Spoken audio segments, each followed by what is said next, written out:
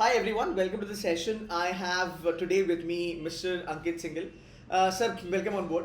Sir belongs to IFMR, which is one of the institute, one of the reputed finance institute based in South India.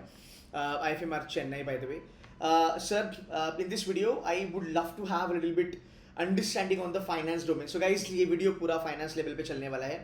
So those who are gunning for finance या फिर जिनको doubt है कि यार मैं finance कर सकता हूँ या फिर कर सकती हूँ, राइट? आप सब बच्चों के लिए ये वीडियो काफ़ी हेल्पफुल होने वाला है. So the first thing that I want to understand from you is before even we move ahead, we would love to understand a bit about your background, what you have done, your graduation, and how did finance happen to you. So if you can give us a little brief about that, then we can go ahead with the question. Okay, yeah. Thank you. So the thing is, during my 12th, I was very much interested into mathematics. So I used to love mathematics a lot.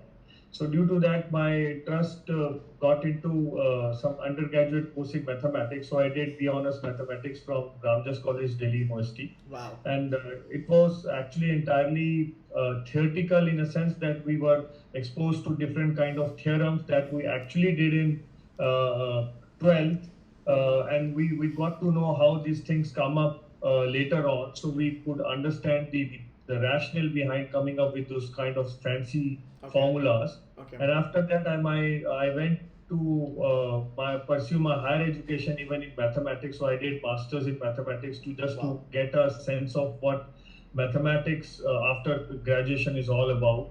And then I tried to figure out that what could be my interest as a next step in my career. So I figured out that finance is the domain I think I could leverage my mathematics skill. Very true. To understand finance as a domain.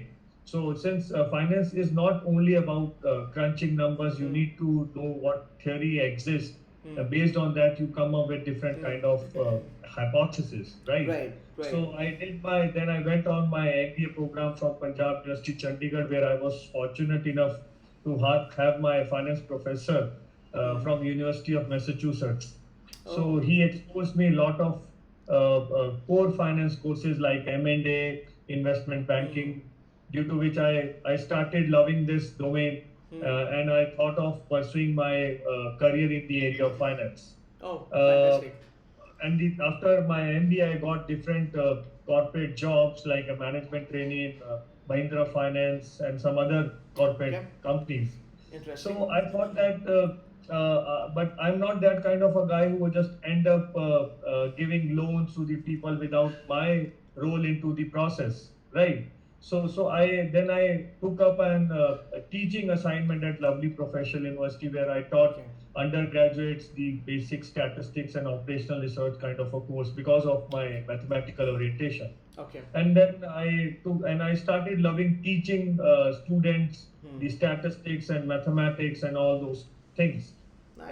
Then I thought that it's the right direction that I'm going on, and I then end up teaching. And then I took up another assignment for about 2 years in a private institute close to my place. And then I suddenly realized that in order to excel myself in this academic career, I need to do PhD.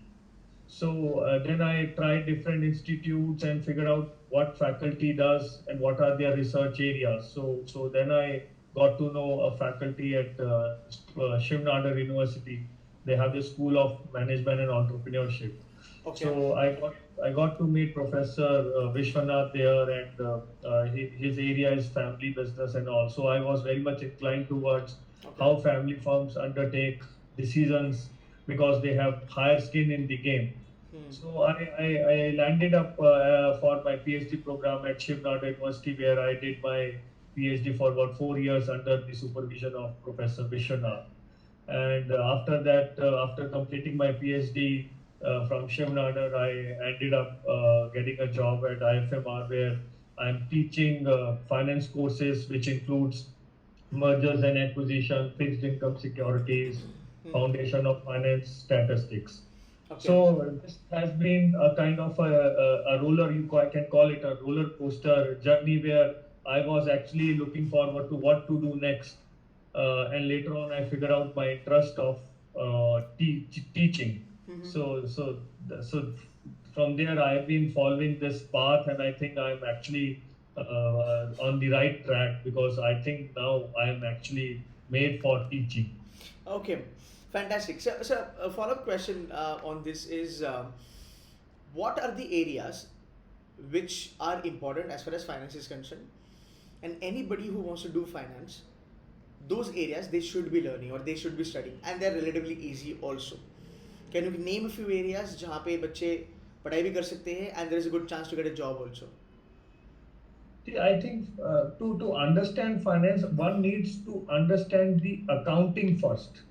Until and unless you don't know the accounts, like suppose for a BCom graduate, or someone who's landing into a finance domain, he or she should know accounting at first, because actually the accounting gives you a kind of a window to get into the finance domain, because you can work on different kind of ratios, you can ascertain the financial condition of a firm. So those are actually the basics that one should understand first before getting into a niche domain like investment banking, other areas like mergers and acquisition.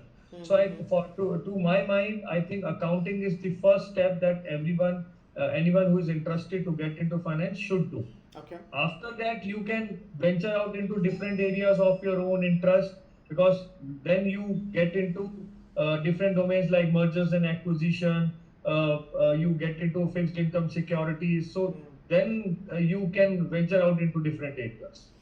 Okay. So to my mind, I think this is the first and the foremost step for everyone, to understand accounts first and then get into any finance domain. Okay. Okay. Fair enough. So accounting, according to you, is quite important for everybody, and they should be learning for it. So there are a couple of areas which are like kind of quants heavy, like derivatives is there, fixed income security is there, like bond valuation and all that. Apart from that, if anybody who's got a kind of a fear towards numbers, right? Do you suggest any other areas in finance wherein students can do a good job? Yeah, so the thing is, the domains that you have just mentioned actually needs a kind of a mathematical foundation. Right. Like it is not entirely like you need to have something called undergraduate degree in mathematics. It is not that much, but you need a basic level of mathematical understanding in order to understand concepts like derivatives, options. So the problem is that students consider finance to be a kind of a number crunching thing. It is not a number crunching domain. You need to understand why we are doing so, because there has been some kind of a theory that exists behind it. Right. It is not just I give you a number, you come up with a story, and this is what it looks like. It is not the way. It is the other way around. You need to first have some kind of an intuition, and you will testify that with the help of some data crunching. So this is, I think, what lot of students think, that finance is all about number crunching. It is not number crunching. It is perhaps the other way around. You need to know the settings in which you are working. For example, if you need to know the financial condition of a firm, so you need to know first that why you are doing so at first point, and then you start working on out with numbers to come up with the financial condition or the financial ratios. Right. Fantastic. Now, again, a quick follow-up question on this. There are a lot of areas in finance.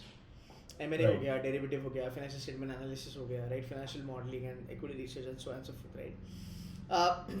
If I have to ask you, right, which is the field which is kind of getting popular now, and which is the field wherein a student of tier 2 base schools can get into a very good job and also has a good growth potential eventually? Can you name a few profile for us?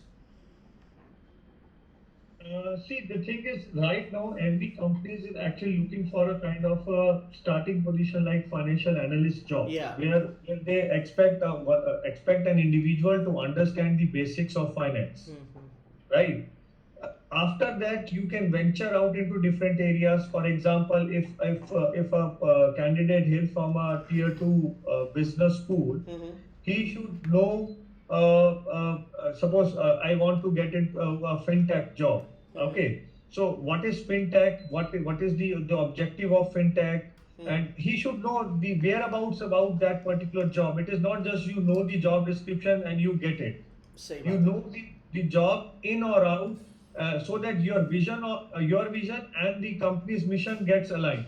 Otherwise, there's no point of just sitting in an interview without any idea of what this job is all about and what my career would be. Like for example, if you see these days, a lot of jobs is all about data analysis, Yeah, very true. right? And you need to know a lot of statistical softwares to compute that data, because Excel is not now the only way to analyze data. You have a lot of statistical software like Stata, R, and other. Now you have now new languages.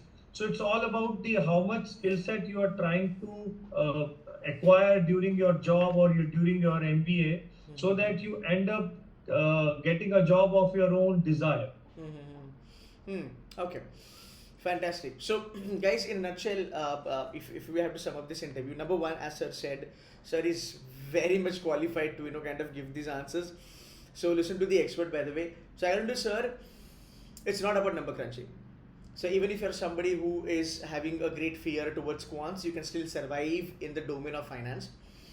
There are so many sort of profiles available for you all, wherein the quants is not required, and these are good profiles to kind of grow the ladder up. Fine. So this is just to kind of give you an idea.